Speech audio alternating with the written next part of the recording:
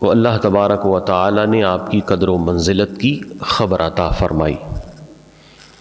اور نبی کریم صلی اللہ تعالی علیہ وآلہ وسلم کے اعلان نبوت سے پہلے بھی، کیونکہ ہم جنس بہم جنس پرواز جو بدکاریوں میں مبتلا ہوتا ہے، اس کی صحبت اسی طرح کے لوگوں کے ساتھ ہوتی ہے،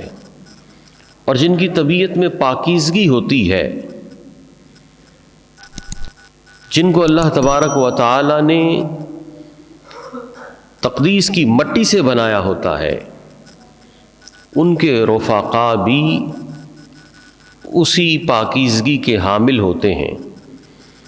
اعلان نبوت سے پہلے بھی صرف یہ نہیں کہ ایمان لانے کے بعد آپ حضور صلی اللہ علیہ وسلم کے رفیق بنے، نہیں، بلکہ ایمان لانے سے پہلے بھی حضرت ابو بکر صدیق رضی اللہ تعالیٰ عنہ نبی کریم صلی اللہ علیہ وسلم کی رفاقت میں تھے، آپ ان کے ساتھ رہتے تھے، یہاں تک کہ جب نبی کریم صلی اللہ علیہ وآلہ وسلم نے اعلان نبوت فرمایا تو اس وقت لوگوں نے کچھ زیادہ ریئیکٹ نہیں کیا، یہاں تک کہ حضرت ابو بکر صدیق رضی اللہ تعالیٰ عنہ وہاں موجود نہیں تھے، آپ تجارت کی غرض سے کسی قافلے کے ساتھ تھے۔ جب آپ واپس آئے تو ابو جہل اور دیگر لوگ انہوں نے حضرت ابو بکر صدیق رضی اللہ تعالیٰ عنہ سے کہا کہ آپ کا دوست اس طرح سے جو ہے وہ دعویٰ کرتا ہے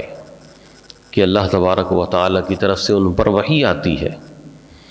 تو ہم کسی بھی ریئیکشن سے قبل آپ کو یہ بتانا چاہتے تھے کہ آپ کے دوست نے یہ بات کی ہے۔ تو حضرت ابو بکر صدیق رضی اللہ تعالیٰ عنہ نبی کریم رؤوف الرحیم صلی اللہ علیہ وسلم کی بارگاہ میں حاضر ہوئے، اور اسی حاضری میں حضرت ابو بکر صدیق رضی اللہ تعالیٰ عنہ نبی کریم صلی اللہ علیہ وسلم پر ایمان لے آئے، اور خود کس طرح سے ایمان لائے یہ خود نبی کریم علیہ السلام بیان فرماتے ہیں۔ آپ فرماتے ہیں کہ میں نے جس کو بھی اسلام کی دعوت دی اس نے کچھ نہ کچھ اظہار تردد کیا، جس کو بھی اسلام کی دعوت دی اس نے کچھ نہ کچھ تردد کیا، کسی نے بہت زیادہ کیا، کسی نے کم کیا، کسی نے پس و پیش اس پیغام کو کیا۔ آپ فرماتے ہیں سوائے ابو بکر صدیق کے، کہ میں نے جیسے ہی آپ کے سامنے اسلام کی دعوت کو پیش کی اسی لمحے ابو بکر صدیق نے بلا کسی تردد کے ایمان قبول کیا۔ یہ خلیفہ اول حضرت ابو بکر صدیق رضی اللہ تعالیٰ عنہ کا مقام ہے، ان کا مرتبہ ہے کہ اللہ تبارک و تعالی نے ان کے دل کو ایمان کے لیے پہلے ہی ہموار کر رکھا تھا۔ سلیم الطبع ہونے کی وجہ سے، کفر و شرک سے پاک ہونے کی وجہ سے، جیسے ہی ان کے سامنے، کیونکہ بت پرستی سے وہ پہلے ہی وہ نالاں تھے، بت پرستی کی طرف وہ بالکل بھی مائل نہیں تھے، تو جیسے ہی حضرت ابو بکر صدیق رضی اللہ تعالیٰ عنہ کے سامنے ایمان کا پیغام پیش کیا گیا، آپ نے بلا تردد،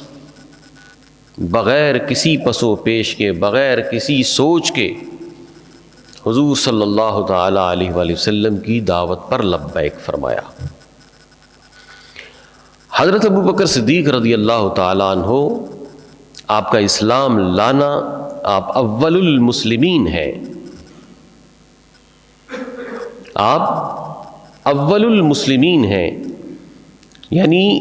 آزاد بالغ مردوں میں سب سے پہلے جس نے اسلام قبول کیا وہ حضرت ابو بکر صدیق رضی اللہ تعالیٰ عنہ ہے۔ اول الاسلام، سب سے پہلے جنہوں نے اسلام قبول کیا وہ حضرت ابو بکر صدیق رضی اللہ تعالیٰ عنہ ہیں۔ اور پھر ایک اعزاز حضرت ابو بکر صدیق رضی اللہ تعالیٰ عنہ کو اور بھی حاصل ہے، جو کسی اور کو حاصل نہ ہوا ہے نہ ہو سکتا ہے۔